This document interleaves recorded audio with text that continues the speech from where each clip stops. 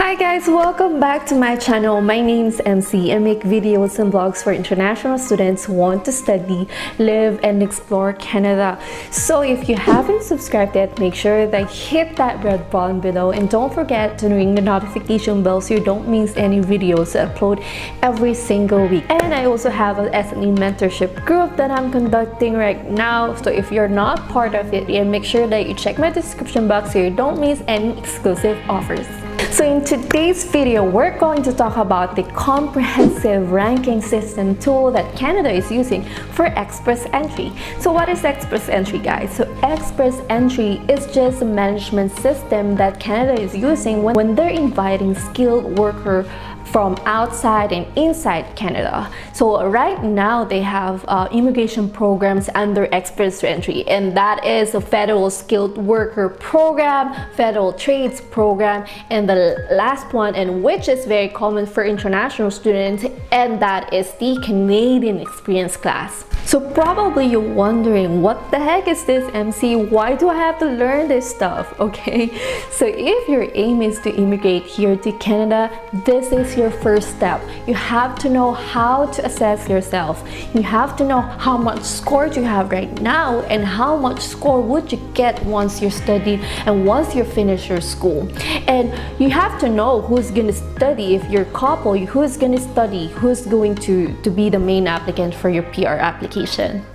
And also at the end of this video, you're going to discover how important the Canadian experience here in Canada, and as well as your age and English proficiency. So if you're an aspiring international student who want to immigrate to Canada after school, then keep on watching.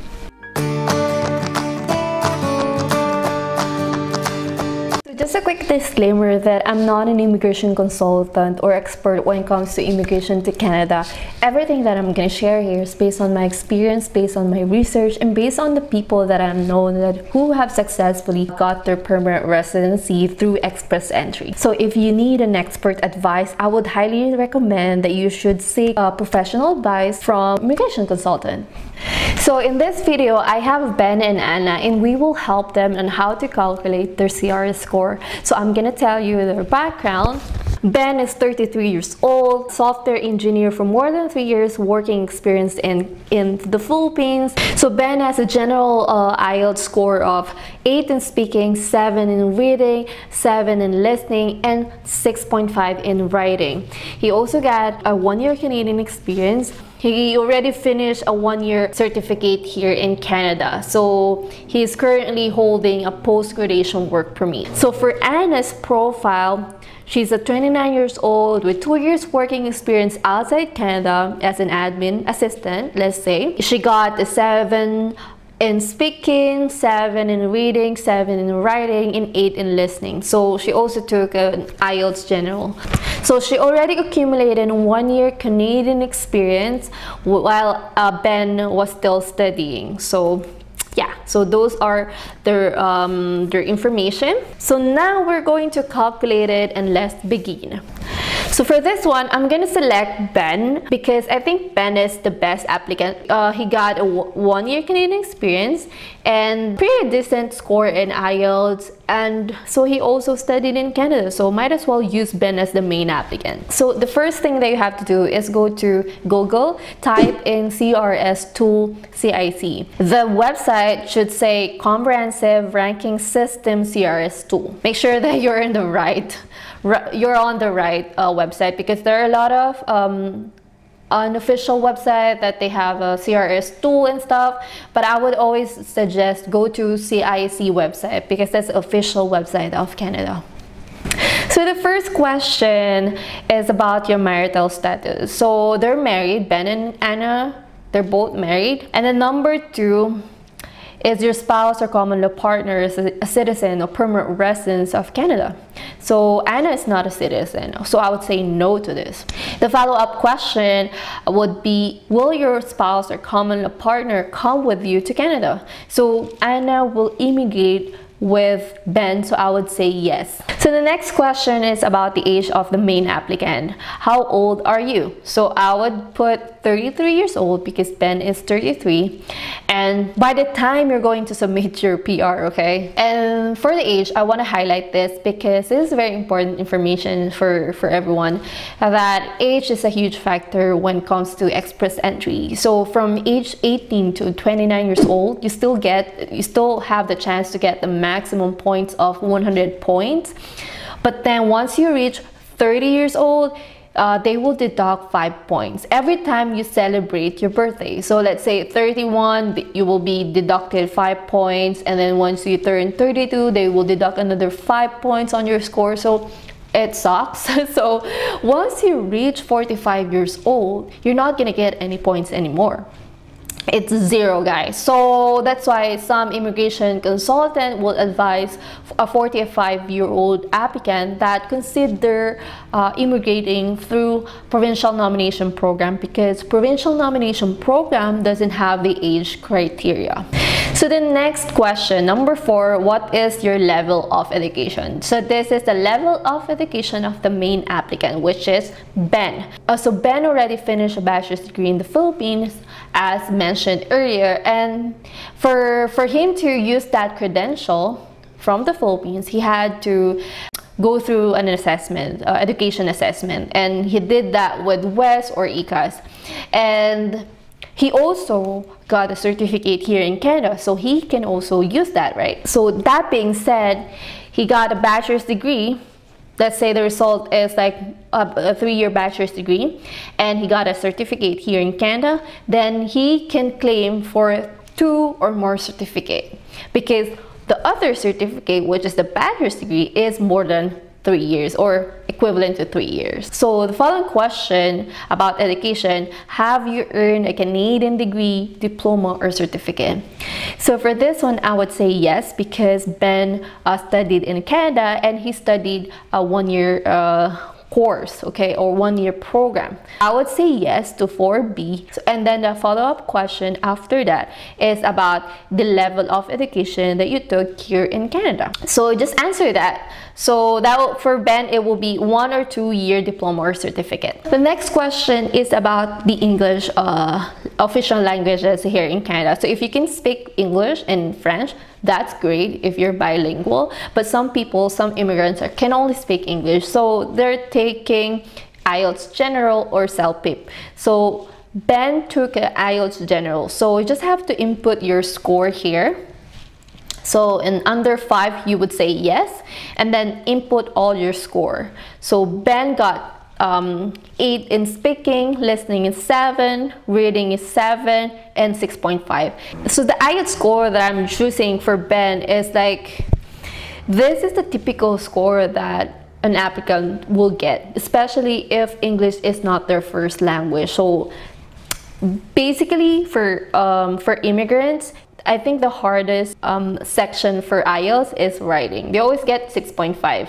So just be realistic, but you can also like get the maximum points in English criteria, but I will be realistic, guys. So I'm choosing this score. Do you have other language results? So he's asking you if you took a French exam, so I would say not applicable for that.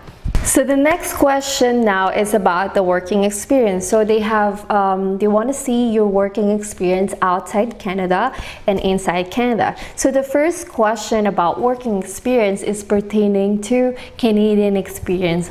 In the last 10 years, how many years of skilled work experience in Canada do you have? So Ben got a 1-year Canadian experience, and that is under NOC A, let's say. So just make sure that your experience falls under NOC A, B, or 0. The second follow-up question would be about your foreign work experience or experience outside Canada. So Ben got more than 3 years experience as a software engineer in the Philippines. So I would put 3 years. So even though you got 7 or 10 or 15 years experience, then still gonna fall under 3 or more. So I just want to highlight that in your education, it has a related impact on the IELTS score or your English proficiency test result. So if you took an English test and you got a more than like CLB 9, then you will get the maximum points on your work experience or education. And if you get lower than CLB 9, then you will just get the minimum score for experience and the education. So for you guys to know the exact calculation for that, I would suggest to go to a comprehensive ranking system tool, criteria or calculations, and then that will list every single section, and you will see how would you maximize your points, how much like room you can still improve when it comes to your score. So next question is about a certificate of qualification. So this is not pertaining to a professional certificate. If you're a nurse, if you're a registered nurse, if you're a registered teacher, this is not applicable for you because this section is specifically for tradespeople. For example, if you're a plumber, if you're an electrician, if you're a welder, then you will most likely have the certificate to practice, right? This is like 50 points. So I always tell my student, if they want to consider like their career in trades, then that will be beneficial because of this, because you get 50 points, guys. So number 8 is about LAMIA. Do you have a valid job offer supported by LAMIA or Labor Market Impact Assessment? So Ben is holding a post-graduation work permit. He has an open work permit, so he doesn't need LAMIA. LAMIA is a document that employer gets if they're hiring a foreign worker, and it just basically says on the document that they cannot find a Canadian resident or citizen to fulfill that position. But in Ben's case, he can just work anywhere in Canada and he doesn't need a LAMIA to get a job. So this is not applicable for Ben. So I would say no to this. So the next question is about the nomination certificate from a province or territory.